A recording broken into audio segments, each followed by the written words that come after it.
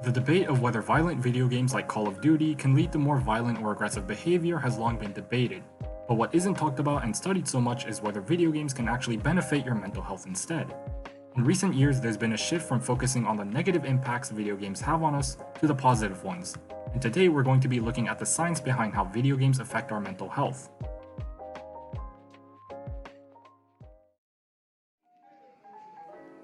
Starting off, I'd like to briefly talk about whether or not violent video games can negatively affect our mental health and cause us to act more violently.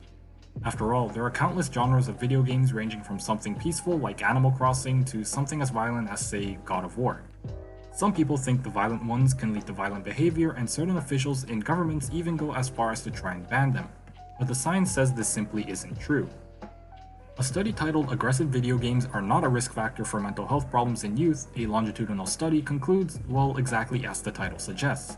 Quoting the paper, it states that a sample of more than 3,000 youth from Singapore were examined by using pre-registered analyses to determine whether early exposure to aggressive games was predictive of anxiety, depression, somatic symptoms, or attention deficit hyperactivity disorder 2 years later.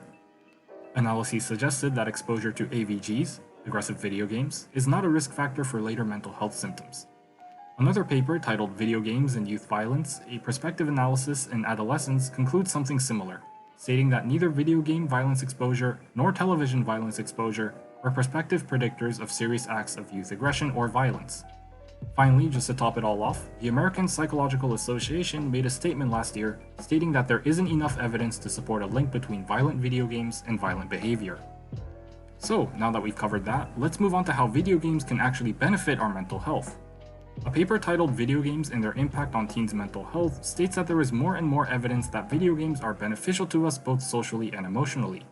With regards to social benefits, the authors state that video games provide an opportunity for people to cooperate and coordinate with each other online, which leads people to build social connections and decrease social isolation.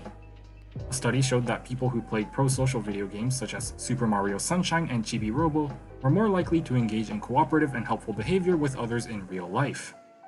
With regard to emotional benefits, the author states that casual video games like puzzle games and strategy games can help relieve symptoms for a number of different mental illnesses.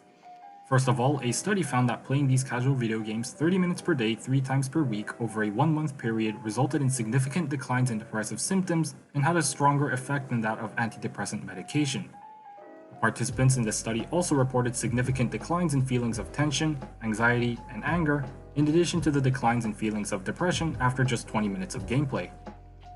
A follow-up study done by the authors with the same conditions showed that playing these casual video games could effectively reduce the severity of symptoms of both state and trait anxiety.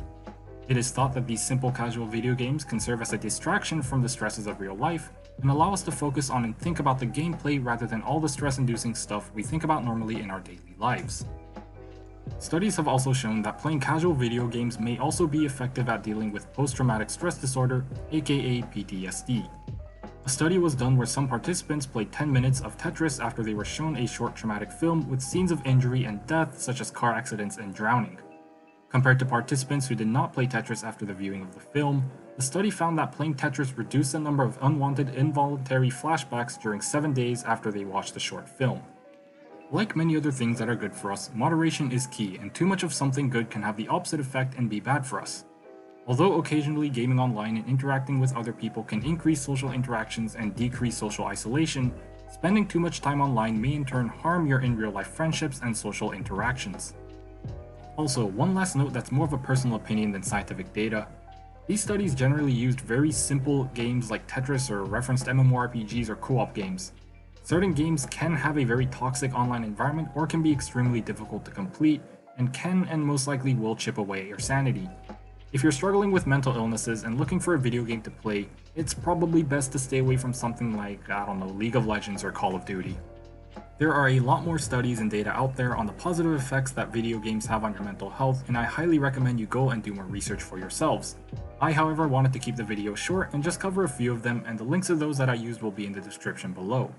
Anyways, that's all I have for this video. I hope everyone watching found the video helpful, and I'll see you all in the next one. Peace!